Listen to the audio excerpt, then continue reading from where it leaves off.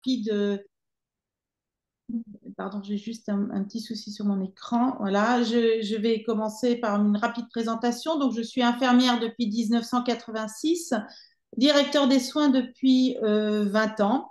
Et je souhaitais vous faire part de la question du temps, qui est le fil d'Ariane de ma carrière. Cette question du temps que j'ai interrogée à différents moments pour l'insatisfaction de tous, insatisfaction des soignants et insatisfaction des patients, mais nous y reviendrons. Et je voulais vous donner comme exemple un déclic que j'ai eu à un moment donné en exerçant au sein d'un EHPAD. C'est sur le sentiment exprimé par les résidents de ne voir personne dans leur journée, de ne pas avoir de soins et qu'après évaluation et première expérimentation d'une certaine façon de Kerstheim, nous avions pu identifier que pendant 23 heures pour un résident, il ne se passait absolument rien du tout. Et c'est comme ça que j'ai développé un peu ma première motivation sur le sujet. Alors, en plagiat d'un ami, je voudrais citer que le temps n'est pas que la durée. Le temps, c'est pas la durée, c'est pas forcément le temps. On se connaît sur la question du temps de travail, du moment vécu, des rythmes de chacun dans un collectif, mais finalement, le temps est un concept large pour lequel j'ai finalement décidé de donner à un moment donné une représentation décimale. Mon temps recherché avait besoin en tout cas d'un indicateur. Je sais qu'il y a un fort débat entre indicateurs ou critères et puis je ferai confiance aux méthodologistes de la DRC de Tours qui m'accompagnent pour qu'on puisse définir en tout cas cette définition. Mais j'avais besoin en tout cas de proposer un indicateur qui soit partagé pour pouvoir répondre aux contraintes exprimées du temps par les soignants, aux souhaits de temps toujours plus importants des patients. Et c'est cette décimale qui est en fait, que j'expliquerai un petit peu plus tard, euh, m'a beaucoup préoccupée là depuis 20 ans. Euh, prioritairement à partager dans le cadre de relations managériales, pardon. Mais aujourd'hui, ma préoccupation est de se partager cette question du temps avec le patient et ma finalité est la satisfaction patient. Et c'est pour ça que j'évolue en tout cas vers un projet de recherche. Alors, juste, ma diapo ne circule pas, pardon, ne défile pas. Hop. Euh, voilà, donc je voulais juste préciser que je livre aujourd'hui une réflexion qui n'est pas totalement aboutie. C'est-à-dire que mon projet de recherche n'est pas encore déposé. Il est en cours de réflexion avec la DRCI, mais il vise bien, en tout cas, à pouvoir travailler sur les deux satisfactions, celle des soignants, celle des patients, sachant que celle des patients est la priorité que nous avons définie à ce jour. Alors, le contexte probable de ce projet serait le contexte hospitalier, même si j'ai aussi développé Kerstheim en médico-social. Aujourd'hui, on s'oriente plus vers une expérimentation en hospitalisation conventionnelle dans un registre qui pourrait être la santé mentale et la gériatrie. C'est ce que j'avais exprimé un peu en priorité, à la fois la psychiatrie, parce que j'y ai 20 ans d'expérience de soins directs, et la gériatrie, parce que c'est un volume expérimental important du fait de ma posture aujourd'hui comme directeur des soins au centre hospitalier de Chinon. Pour autant, je sais que Kerstheim peut s'appliquer à d'autres contextes, à d'autres spécialités, à d'autres contextes. Et même si aujourd'hui je l'ai davantage développé pour les métiers IDE et AS, il s'applique évidemment sur d'autres métiers, dont des filières rééducatives, mais nous pourrons en reparler. Pour ce projet, je mobilise donc deux vécus. Le vécu des organisations paramédicales qui sont toutes référencées au temps, mais également les vécus sur les soins conditionnés au temps. Et je souhaite donner à ce niveau-là un premier exemple qui concerne le travail en binôme IDE-AS. C'est le travail en binôme, en fait, est une représentation assez courante de nos structures de soins hospitalières. il s'organise concrètement un peu de deux façons. Dans des unités, nous affectons généralement les deux métiers. Ces deux métiers ensuite s'organisent ensemble, complètement ensemble, ou pas forcément toujours sur la même temporalité. Mais ce que nous pouvons observer, c'est que si les IDE et AS, par exemple, réalisent leur tournée de chambre ensemble, elles sont associées, elles arrivent ensemble dans la chambre du patient, ces deux métiers, et réalisent chacune les soins plus inhérents à leur qualification. Et que parallèlement, on organise autrement et on s'organise autrement et les IDE et les AS circulent dans deux temps différents. C'est-à-dire qu'elles, d'abord, les IDE vont dans la chambre du patient faire les soins qui leur sont affectés et ensuite les AS. Le patient a l'impression qu'il a eu 2 fois plus de temps soignant. Pour autant, les soins étaient les mêmes, mais c'est le fait d'arriver 2 fois de suite dans la chambre augmente le vécu du patient du temps de soins directs qui lui est affecté. Donc, c'est des éléments comme ça qui ont alimenté, en tout cas, ma réflexion sur cette question du temps de soins. Ensuite, je voulais revenir, là c'est le troisième point, pour vous expliquer le cheminement de ma pensée, les différentes étapes par lesquelles je suis passée. J'ai commencé également par décloisonner le jour et la nuit, partant d'une idée qu'il ne faut pas arrêter les soins au seul temps soignant. L'équipe du matin ne doit pas finir ses soins. En fait, c'est les soins pour le patient sur un plan de soins sur 24 heures. Mais malgré tout, on observe que chaque équipe finit en tout cas sa temporalité de soins en patient. Pour cela, j'ai travaillé sur les systèmes intégrés, non intégrés des équipes de nuit pour des soins structurés par un vécu quotidien du patient et j'ai pu, en tout cas, à l'occasion d'un diplôme, du coup, travailler pour le mémoire qui était nécessaire justement sur l'impact positif du vécu du patient à partir du moment où le temps était décloisonné sur 24 heures. Et c'est pour ça que l'indicateur que j'ai proposé et que j'ai créé, CareTime, en fait, s'intéresse sur cette durée de 24 heures pour bien positionner l'ensemble des soins, en tout cas sur une journée, sur ce qui représente la journée pour le patient et pour tout le monde d'ailleurs dans nos vécus. Ensuite, j'ai poursuivi par la recherche de la satisfaction des deux parties prenantes, donc soignants et patients, plutôt en format démarche participative. Alors, ce concept est bien sûr a sa propre définition, mais j'y ai en tout cas mobilisé 2 éléments, notamment la démarche projet, en intégrant Kerstheim dans l'élaboration des dimensionnements paramédicaux et notamment à l'occasion de la création de nouvelles maquettes des temps de travail, mais également aussi par la création de rencontres pour créer du lien entre le soignant et le patient, partant du principe qu'avec un échange sur la question du temps, ce lien entre le patient et le soignant pouvait être peut-être parfois plus performant, mais en tout cas générer une satisfaction accrue, observée et exprimée. Donc, mon idée pour la mise en place d'un projet repose sur 2 séquencements. D'abord, qu'il y a une impossibilité de mettre en œuvre un process théorique qui est j'évalue les besoins du patient et je définis le temps qu'il faut pour répondre aux besoins du patient. En fait, ça, c'est une approche théorique que nous avons dans nos formations initiales, que nous avons en conception de soins et qui, normalement, structure notre démarche de soins. Pour autant, au quotidien, nous ne fonctionnons pas tout à fait comme ça. Le deuxième temps, c'est que finalement, nous appliquons de façon un peu systématique un process inversé, c'est que nous avons une ressource disponible, le temps, et qu'à partir de ce temps, nous définissons le volume de soins pouvant être dispensés. Donc, c'est d'une certaine façon appliquer la conception de la dépense, le soin, à la ressource disponible qui est le temps RH. Cet exercice d'évaluation du besoin a priori des patients pour déterminer un volume de temps soignant nécessaire ne se fait que dans des approches théoriques, mais au quotidien, nous sommes bien dans ce process inversé.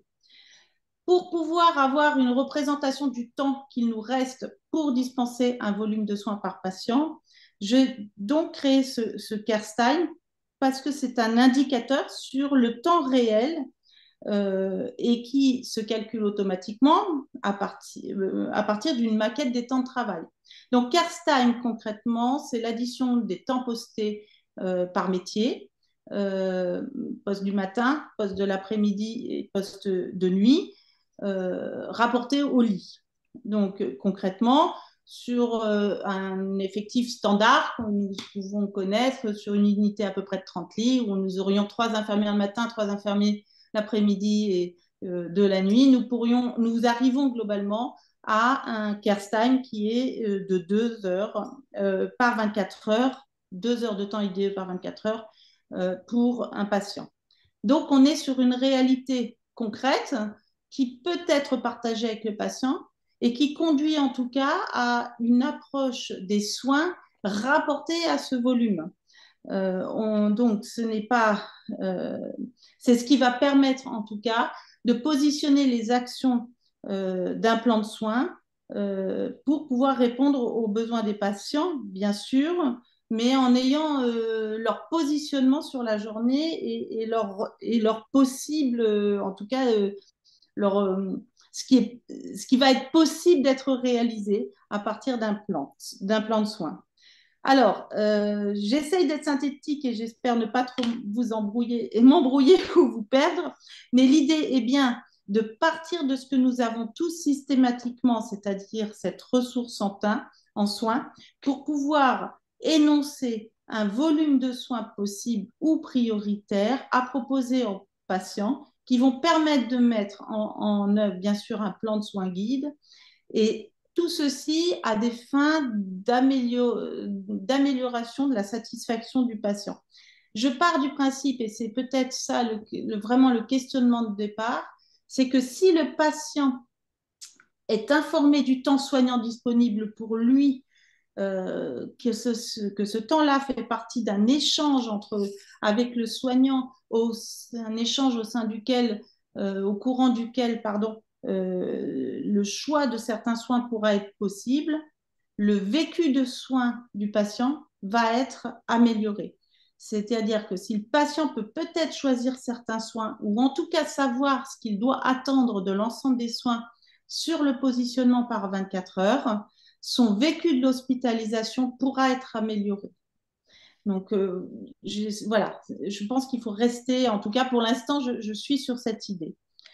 Alors, mon projet n'est pas, je vous le disais, n'est pas encore déposé. Il est en cours de réflexion avec la DRCI du CHUTOUR. Pour l'instant, le prochain temps de travail avec la DRCI, le 12 avril, et a priori, en tout cas, les deux axes retenus pour l'instant avec les méthodologies sont vers INOP ou éventuellement un PREPS. Ce projet serait donc, de structurer l'ensemble des maquettes, des temps de travail paramédicaux, donc le dimensionnement, en y introduisant CareStime. Donc, CareStime, en fait, s'organise sur un tableur Excel. L'enregistrement des maquettes sur un tableur Excel se calcule automatiquement. Je vous ai mis une représentation graphique de ce que peut donner en tout cas le positionnement de cette valeur décimale par spécialité. Le deuxième temps serait de mettre en place, bien sûr, l'ensemble des plans de soins guides dans donc, la description des soins. Je ne sais pas s'il faut que je détaille absolument, mais un plan soins guide, c'est bien sûr la description des soins, les compétences requises pour les dispenser, les conditions de réalisation, donc les impacts de l'environnement du soignant et du patient pour cette dispensation, bien sûr des éléments déterminants de la qualité de la gestion des risques, mais surtout aussi l'attribution d'un temps moyen par soin. Alors, dans cette approche-là, on est frontière des démarches d'évaluation de charge en soins. C'est pas le sujet en fait, mais pour autant, il faut pouvoir mettre un temps, attribuer à chaque soin un temps moyen de réalisation euh, parce que sinon, nous ne pouvons pas, en tout cas, lier le care time, donc le temps soignant, aux soins si nous n'avons pas une valeur commune à un moment donné. Et puis, le troisième temps, ce serait de créer des questionnaires preuves, ce questionnaire donc de la qualité des soins perçus par le patient. En tout cas, c'est l'orientation qui est choisie, c'est comment évaluer la satisfaction des patients à la mise en place d'un temps d'échange basé sur un indicateur de temps. Et l'idée est de retenir donc ces preuves, ces outils qui, quand on regarde notamment les écrits de l'HAS sur le sujet, mettent déjà la notion du temps comme une variable, un indicateur développé pour l'expérience patient. Dans quel cas, sur les questionnaires existants, c'est le vécu du patient sur l'attente des soins. Donc, vous voyez, sur un sujet qui est tout à fait frontière du projet. Probablement qu'on retiendra en tout cas la création d'un questionnaire intégrant la possibilité d'avoir pu échanger sur, des choix de soins ou des rendus ou des soins prioritaires et sur le partage de cette mise en perspective du temps disponible pour une journée. Donc, sur l'intérêt scientifique, en tout cas, nous en avons pour l'instant convenu que c'était l'indicateur lui-même, mais qui doit être développé. Et j'espère qu'en tout cas, qu'il pourra vous intéresser et que nous pourrons y travailler ensemble. Et bien sûr, la question de l'expérience patient, qui fait partie bien sûr des éléments de prochaine certification et qui est en tout cas le sujet dont nous devons tous nous approprier. Pour la mise en place du recueil, alors j'ai peut-être deux diapos où je vais peut-être aller un peu plus vite parce que je pense que dans mon propos, j'en ai déjà expliqué une partie. Donc, le recueil est facilité par le fait qu'il y ait des maquettes. Tous les établissements, a priori, ont des maquettes puisque tous les établissements ont un dimensionnement paramédical. Il suffit bien sûr d'intégrer CareStime qui est en fait un calcul automatisé, c'est un total de temps par 24 heures rapporté au lit. Se permet en plus une cartographie, je l'ai fait sur différents établissements dans le cadre d'autres missions, et effectivement, ça permet d'élaborer des cartographies par établissement qui sont toutes très intéressantes. Le deuxième sujet est les plans de soins guides. Alors, je l'ai mis en point un peu négatif parce qu'ils ne sont pas forcément toujours rédigés dans les établissements, mais pour autant, dans tous les établissements, nous avons à la fois des conduites à tenir ou des modes opératoires au protocole de soins, parfois disponibles dans les GED, et en tout cas qui permettent de positionner le descriptif de soins et d'y rapporter de fait un temps moyen de réalisation. Donc, ces données, en fait, sont disponibles soit en l'état, soit avec un petit temps de mise en forme. Ce qui n'existe pas, en tout cas dans les établissements que j'ai accompagnés ou dans mon propre expérience et que je n'ai pas encore d'ailleurs mis en place à Chinon, nous n'avons pas encore créé un questionnaire intégrant cette notion de temps par 24 heures, donc ce CareStime, mais ce serait de créer donc des questionnaires PRUMS qui, en associant bien sûr à cette création, dans mon idée en tout cas, c'est d'associer bien sûr les patients et également à la création de ce questionnaire qui permettrait d'évaluer ce vécu sur la concertation, en tout cas sur les temps de soins proposés, soit dits prioritaires ou possibles, en tout cas, ou même l'organisation, l'ordonnancement des soins sur 24 heures. Alors, dans les résultats attendus, j'avais positionné, bien sûr, que pour chaque établissement, il puisse y avoir une cartographie CareStime, hein, donc de cet indicateur de temps, mais bien sûr, une meilleure identification des soins prévalents dans les plans de soins guides. Je pense que c'est des outils paramédicaux que nous connaissons, mais parfois qu'on a laissé un petit peu au placard ou qu'on n'a pas forcément réutilisé. Et je pense que c'est plutôt aussi en tout cas, utile de pouvoir les sortir et les remettre en œuvre. Alors, bien sûr, aussi, c'est l'engagement dans l'expérience patient. Je l'ai déjà cité. Je suis très attachée à la relation soignant-soignant. Cette relation dont j'estime par vécu, hein, qu'elle est basée beaucoup sur l'échange du temps du soin. Et là, avec peut-être une ouverture un peu différente, en offrant la possibilité aux patients d'être autrement acteurs de son programme de soins. Bien sûr, je vise l'amélioration de la satisfaction des patients. Je sais par expérience qu'il y a une amélioration de la satisfaction des soignants, ne serait-ce qu'à la représentation du temps qu'ils ont, du temps réel qu'ils ont pour chacun des patients ou résidents, puisque je l'ai expérimenté dans le médico-social, mais pour l'instant, ce n'est pas prévu d'évaluer cette satisfaction-là des soignants dans le projet.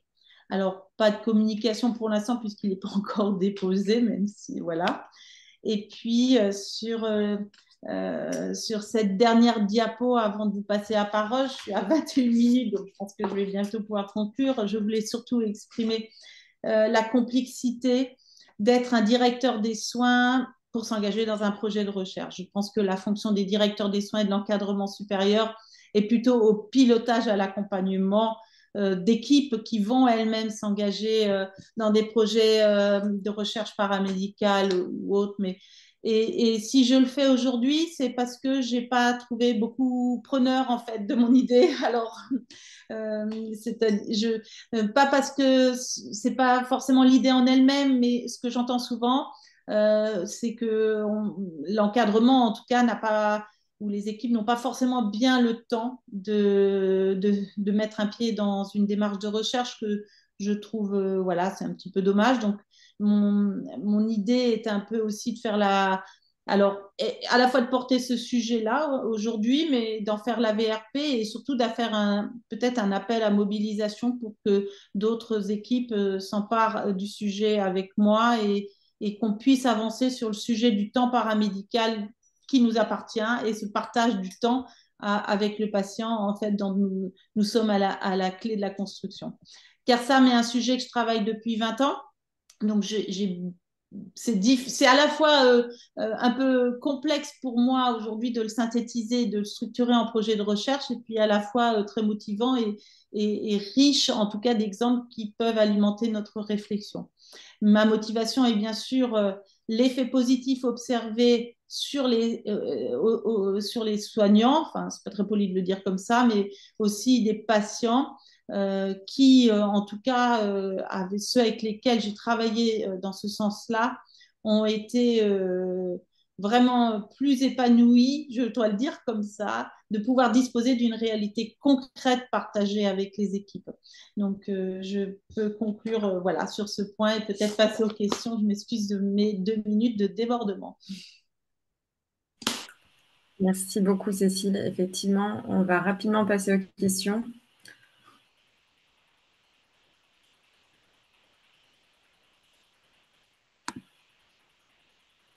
Regarde. En même temps, sur le fil de discussion, il n'y a pas de questions. Si. Bonjour, bonjour, Madame Canitzer. Bonjour.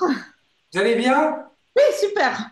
Ça fait très longtemps qu'on ne s'est pas vu quand même, hein. Ah, mais c'est sûr, mais bon, on n'a pas changé. Eh ben non, eh ben non. Bon, ben voilà, le projet de recherche, voilà, on est toujours dans ces thématiques-là, c'est formidable. Alors j'avais une question par rapport, et je vois Yves que je salue ici, voilà. Bon, et puis, enfin, on se salue tous, il n'y a pas de problème. Euh, Par rapport à l'activité de rééducation, en fait, est-ce que vous avez expérimenté Kerstheim dans des établissements? Euh, voilà, est-ce qu'il y a eu, comment dire? Alors, à ce jour, je ne l'ai pas expérimenté. Je n'ai pas été porteuse d'une expérimentation, en fait, en rééducation. Par contre, auprès d'éducateurs dans des structures à handicap, je l'ai fait. Mais je sais que ça peut fonctionner. En tout cas, enfin, je pense qu'il n'y a pas de raison que ça ne fonctionne pas puisque c'est un temps partagé, donc il est inhérent à nos métiers, à nos contextes d'exercice et à la population prise en charge. Mais comme c'est une valeur de temps, et le temps, en fait, se transfère dans toutes les filières. Hein. Alors, est-ce que ça va être en projet à Chinon? Alors, j'ai un nouveau cadre qui naît, qui C'est vient pour de ça que je pose la question. Donc, du coup, il est arrivé quand même qu'il y a quelques jours. Donc, j'attends qu'il pose bien ses valises et bien sûr qu'il va être complètement associé au sujet. D'accord. Bon, Je vois une main levée, Madame Vincent, Aurélia. Oui, bonjour. Je vais avoir une question, c'est plus dans ce que vous prenez en compte dans le temps de soins. Est-ce que ça comprend aussi le temps de la relation thérapeutique ou c'est porté sur des soins? Je connais pas bien le milieu hospitalier, hein. Je suis en soins primaires.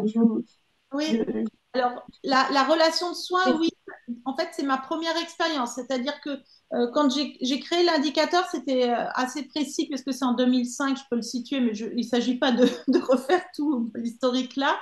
Mais j'exerçais en santé mentale et je suis moi-même une ISP, en fait, qui a travaillé 20 ans en santé mentale. Donc, ma première expérience, c'était donner une représentation concrète du temps aux soignants en psychiatrie. Mais également, bien sûr, de fait, de pouvoir échanger sur cette question du temps avec les patients, parce que le soin en psychiatrie, globalement, c'est essentiellement deux choses. C'est recréer une possible relation du patient avec le patient et dans son environnement, et de remettre de la temporalité sur la structuration de sa vie pour permettre une intégration sociale. Donc, du fait, on est complètement sur le sujet. Donc, ma première expérience est bien sûr dans ce contexte et ça fonctionne hyper bien. Merci. Et du coup, je suis désolée, hein, ma question va peut-être vous paraître stupide parce que je suis pas dans le milieu hospitalier, mais de dehors, je me posais la question si du coup vous intégriez les soins techniques et le soin relationnel dans ce compte, Oui, parce que les vous soins parliez en tout à l'heure d'un général. temps. Oui, le soin en général. Donc, D'accord. moi, j'avais développé, en fait, dans cette première expérience, on avait décrit tous les plans de soins guides et on avait décrit précisément 280 soins qui comprenaient des soins techniques et dits plus techniques et plus relationnels. Et en fait, on avait un temps institutionnel, en fait, de réunion patients soignants soignés, en fait, au courant desquels on positionnait à la fois de façon collective et individuelle les différents soins au regard justement de Kerstheim. Alors, je ne l'appelais pas Kerstheim à l'époque, je l'appelais l'indicateur 24 heures, mais voilà, mais c'était le même, où on disait, voilà, qu'est-ce qu'on va faire? Est-ce que finalement, alors, bien sûr, quand on leur proposait de prendre une douche ou plutôt d'aller une sortie à la cafette, les choix étaient assez orientés, mais quand même, c'est un peu caricatural, mais ça permettait quand même cet échange. Merci. Merci beaucoup. Je crois qu'il n'y a pas d'autres questions ni de main levée. Alors moi, juste une petite question, Cécile. Euh, à un moment donné, dans l'étude, il serait peut-être question donc d'associer les patients à la création du questionnaire de satisfaction. As-tu pensé à, à aller chercher en fait auprès des associations de patients ou les comités d'usagers qui peuvent exister aussi au sein des établissements? Mhm.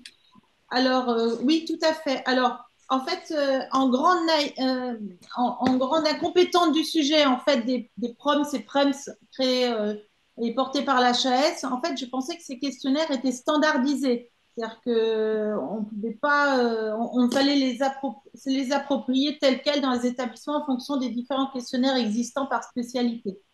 Donc, j'ai bien compris aujourd'hui qu'on pouvait complètement les ajuster, c'est-à-dire qu'on peut se créer son propre questionnaire à partir du moment où on est un questionnaire qui permet l'évaluation du vécu du patient, du vécu des soins des patients.